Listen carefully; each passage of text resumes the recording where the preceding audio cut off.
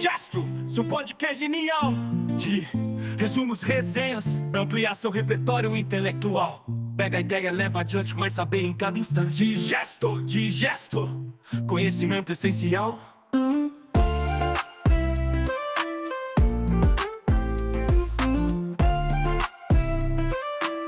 Conhecimento essencial de podcast genial de resumos, resenhas. Olha, existem obras que simplesmente mudam a forma como a gente enxerga o mundo, né? E Simulacros e Simulação, do Jean Baudrillard, é, sem dúvida, uma delas. Sabe, pode até parecer uma viagem filosófica, mas para quem está em sala de aula, entender o que ele propõe é quase uma ferramenta de sobrevivência.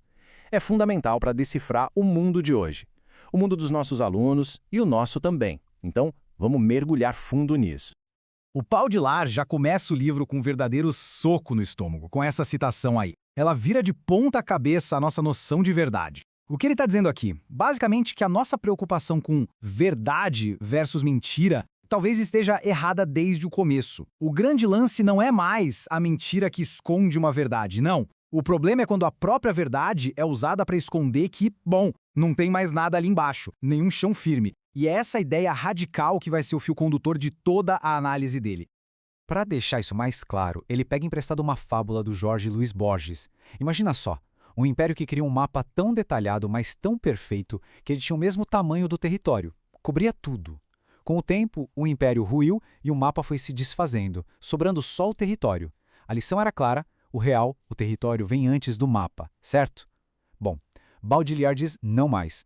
Hoje, a gente vive exatamente o contrário. O mapa, ou seja, o modelo, a simulação, ele vem primeiro e ele não representa o território, ele cria o território. É a minha inversão total.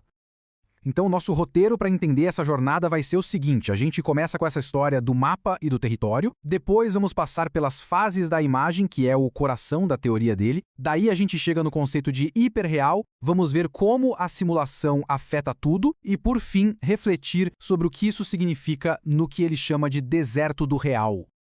Começando então por essa inversão. Aquela historinha do Borges, do mapa que se desfaz, ela não funciona mais. Hoje, nem dá para saber onde termina o mapa e onde começa o território. A fronteira simplesmente desapareceu.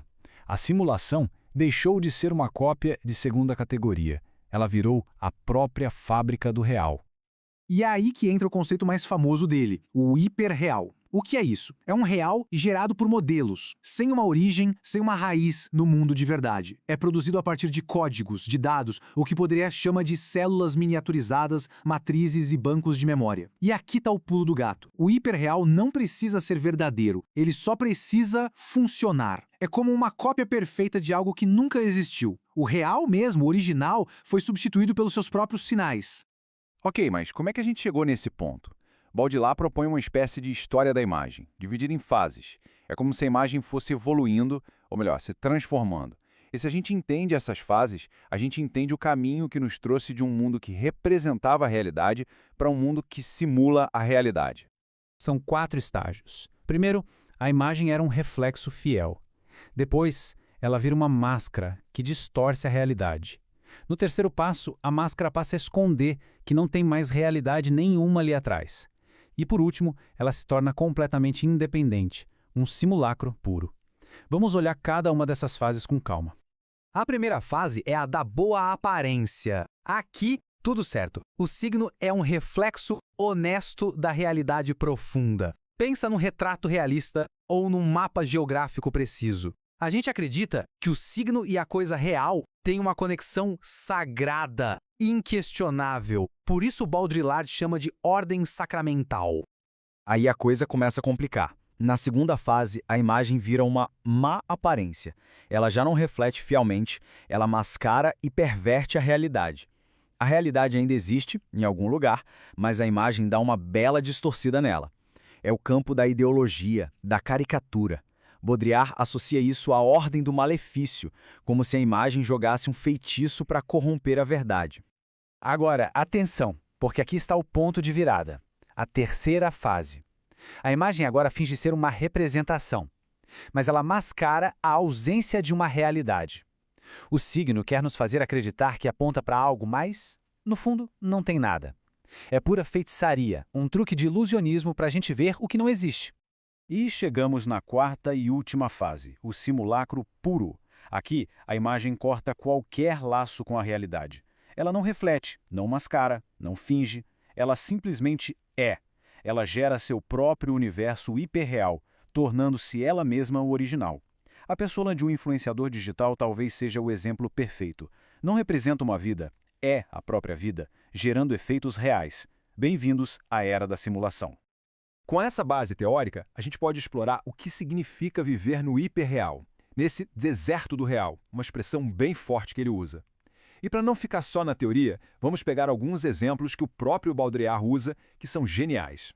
O primeiro grande exemplo é a Disneylândia. Para Baudrillard, a Disney não é só um parque de diversões. De jeito nenhum. É um modelo em miniatura, o laboratório perfeito de como a simulação opera na nossa sociedade. E essa citação dele resume tudo. A Disney se apresenta como o mundo da fantasia, certo? E por quê? Para a gente acreditar que o resto, o que está do lado de fora, é o mundo real. É como se dissesse, a fantasia está aqui, presa e controlada. Lá fora é a vida de verdade. Só que para Baudrillard, essa é a maior de todas as armadilhas. A verdadeira função da Disney é esconder que o mundo real lá fora já é tão simulado quanto ela. E essa lógica não para no entretenimento não, ela vai muito além. Baudrillard mostra como ela se infiltra em tudo, até naquelas áreas que a gente considera super sérias, como a política e a história. Vamos aplicar essa lógica à política. Baudrillard faz uma análise brilhante do escândalo de Watergate, mostrando como até mesmo a denúncia pode fazer parte da simulação. A gente sempre pensa em Watergate como o grande escândalo, a imprensa revelando a verdade, mas aí vem a pergunta que ele joga na nossa cara. Watergate foi um escândalo de verdade? A resposta dele, como era de se esperar, vai na contramão de tudo que a gente pensa. Para Baudrillard, o Watergate não foi uma falha no sistema. Foi uma operação para salvá-lo. Ao encenar um escândalo e punir os culpados, o sistema reforçou a crença do público de que existe moralidade e justiça na política. Foi uma dose de moral para esconder algo mais profundo, que o poder opera além do bem e do mal. O escândalo serviu para nos fazer acreditar que, fora daquele caso, a política é limpa, mascarando a ausência de um princípio de realidade. E assim, a gente fecha o círculo. Saímos do reflexo fiel e chegamos na simulação pura. Vimos como o mapa passou a gerar o território. E a questão que fica é, e agora? O que nós, como educadores, fazemos com tudo isso? Essa frase de Baudrillard captura perfeitamente a nossa condição. O mundo hiperreal não parece falso, pelo contrário, ele é uma cópia perfeita, tão detalhada que parece mais real que o real. Mas é uma semelhança estranha, porque falta o original. A gente vive num mundo cheio de efeitos, mas cujas causas se perderam. Um mundo de respostas para perguntas que ninguém mais lembra quais eram. E essa é a questão que fica para nossa reflexão. Se a fronteira entre o real e o simulado desapareceu, qual é a nossa missão? Como podemos equipar nossos alunos com ferramentas críticas para navegar nesse universo de cópias? Olha, não existem respostas fáceis, mas a obra de Baudrillard nos dá a coragem de fazer as perguntas certas. E talvez essa seja hoje a tarefa mais urgente da educação. Digestro, seu podcast genial de resumos, resenhas, pra ampliar seu repertório intelectual. Pega a ideia, leva adiante, mas saber em cada instante. Digesto, conhecimento essencial.